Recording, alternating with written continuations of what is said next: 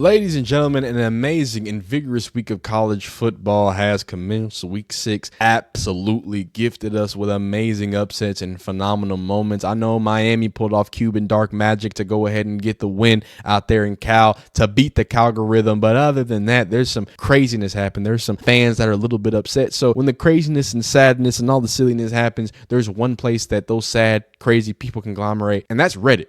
So we're here on Reddit. We're going to review this, a week 6 review of Reddit, the aftermath of the craziness that was this college football week. If you enjoy Reddit reviews, you want to make this a weekly thing, maybe a daily thing, maybe every minute on the minute thing, you let me know by leaving a comment down below, and like this video if you like it, dislike if you don't like it, subscribe if you enjoy college football madness. Let's hop right into it. The first thing that is smacked onto my screen is, of course, the beautifully amazing Vanderbilt team and them soaking in their moment of kingdom of the SEC. Man, I gotta be honest with you, Vandy is a scary squad. So continuing forward, let's see what else we got going here. So bada bing, bada boom. So the number of upvotes on the Alabama Vanderbilt post-game thread has exceeded the number of people actually in attendance. As of the time of this post, the post-game thread, which we'll open over there because obviously we got to check that out, has 31,000 upvotes. The attendance in the Alabama Vanderbilt was 28,934. I believe this is the first time this has ever happened, excluding you-know-what season. And as you can see, that is a cool 36,000 likes. And then we're going to run through this for a little bit and then hop back into the regular Reddit. Alabama allowed more points to Vandy today than every game they played against them since 9/11 combined. What does that mean? Anyway, Vandy has only scored more on Bama one time, 118 years ago. Wow. I am not okay in the best way. We know in time Vanderbilt football will be the best program in the country. Coach Clark Lee, 2022. Hey, man, them Vandy boys are coming. I'm going to be living off of this high forever. That's hilarious. You have to Gorilla Glue your cheeks together. Okay. Oh, this bets are being paid for. Let me get out of there. It's getting a little too graphic for me. Obviously, the AP poll, that video is probably up before this one, so y'all go check out my video about the AP poll and how I felt about it. Vanderbilt is auctioning off what's it called? Pieces of the goalpost recovered from the Cumberland River. That's elite. Obviously, they were fined $100,000, so you got to recoup the best way you can. Here we go.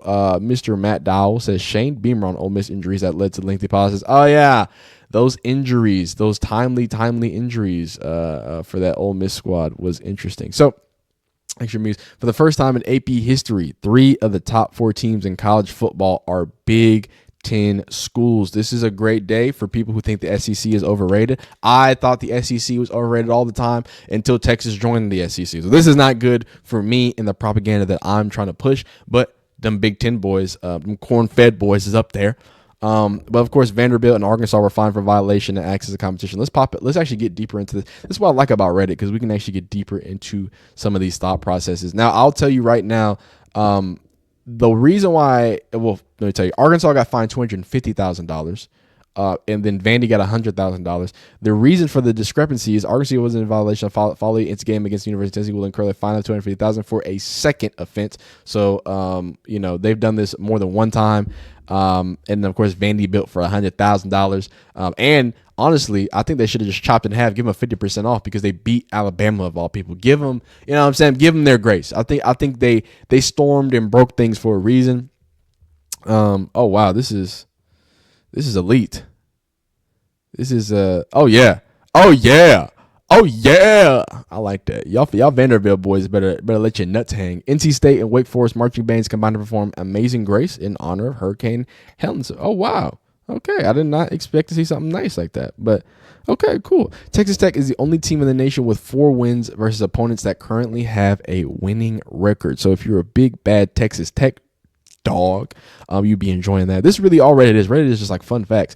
Tennessee player shoves an Arkansas. Oh yeah, I saw that. That was crazy. I can't show that on YouTube, but it gets a little nutty down there in your Stormer Fields. Here are the only FBS teams that have not trailed in a game this season: Indiana, Army, and them Horns, son. Indiana is a real team. I don't know why everyone is just acting like they're just some red muffins. They're just the Hoosiers of the day. But them Hoosiers, y'all should be afraid if you're in the Big Ten. Has there ever been a week-to-week fail comparable to Alabama beating Georgia then losing to Vanderbilt? That, and I don't think it hasn't really all sunk in. And 1 second. Hasn't really fully sunk in, I think, the full ramifications and how this is going to completely affect all of college football, because of when we start getting down to tiebreakers and, which win means more. Like, does an Alabama win over a lethargic Georgia offense in which they let them storm back in the second half, does that mean a lot when you put into the context that they also going to have a Vanderbilt loss on their record? I don't know. A Vanderbilt loss in which I don't think Alabama was leading at any point of that game. I'll have to go back and look. I can look at the game there. I don't think Alabama was leading at any point. I'm just gonna say it. Y'all can look it up.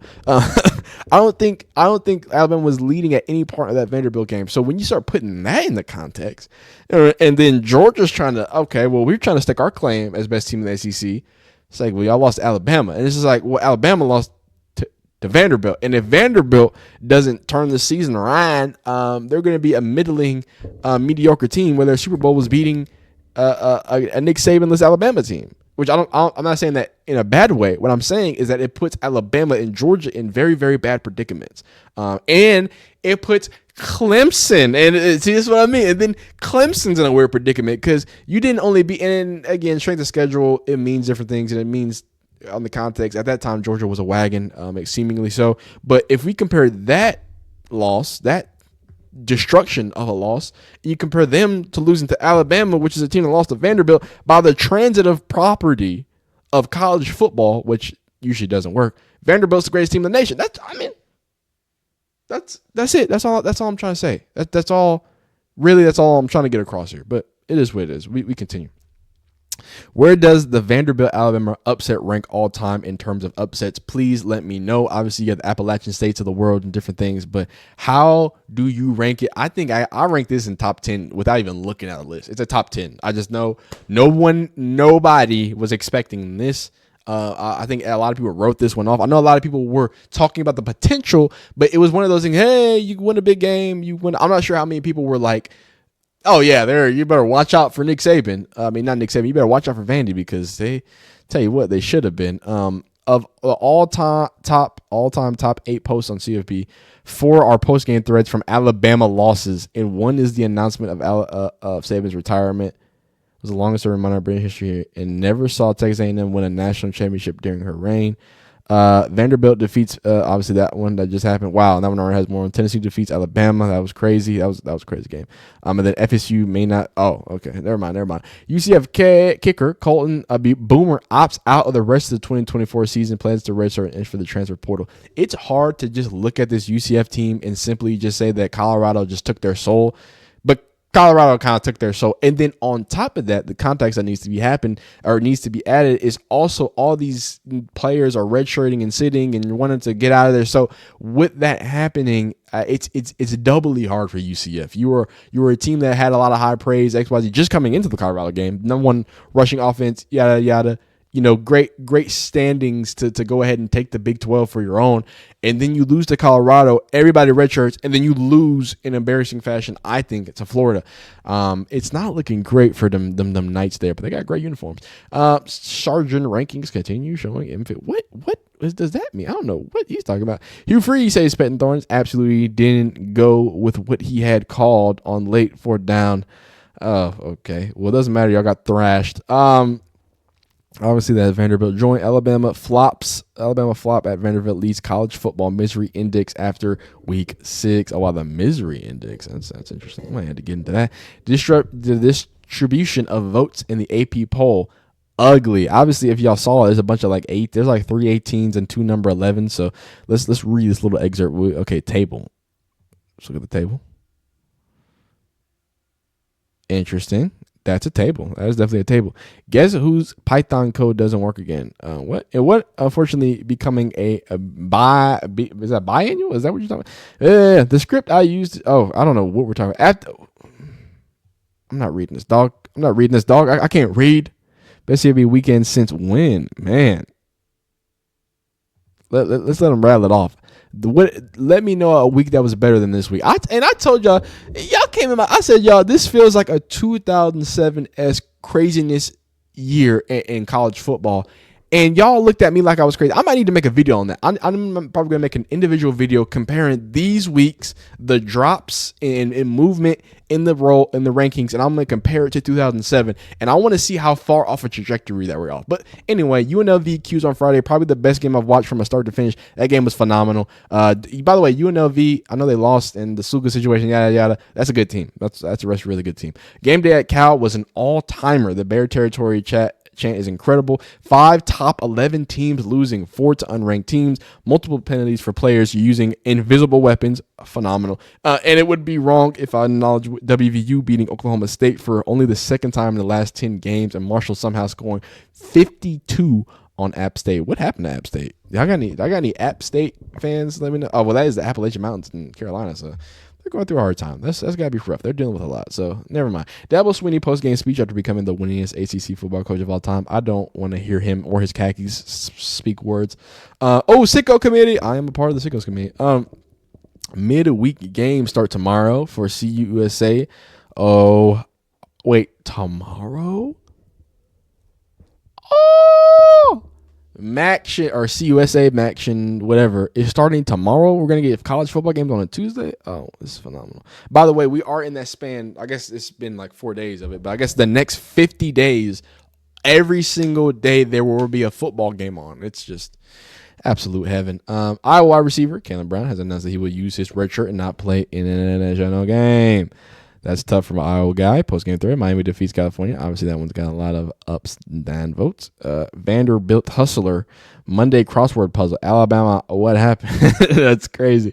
Did we really get beat that bad? Net success. Okay.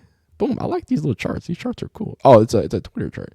Boom. Let's see how bad people got beat. Wow. Tulane. I don't know what happened there.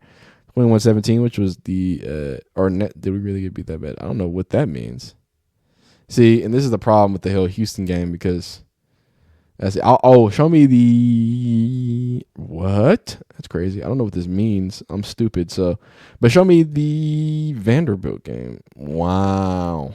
And that's what I said. The tail of the tape of that Alabama, and y'all can go watch that video. But Alabama, honestly, the offense looked explosive. It looked good. The defense was just confused by that veer option thing that Vanderbilt runs. They were just locked in. Nick Saban 3 weeks ago, the only place you play in the SEC that's not hard to play is in Vanderbilt. When you play Vanderbilt, you have more fans than they have.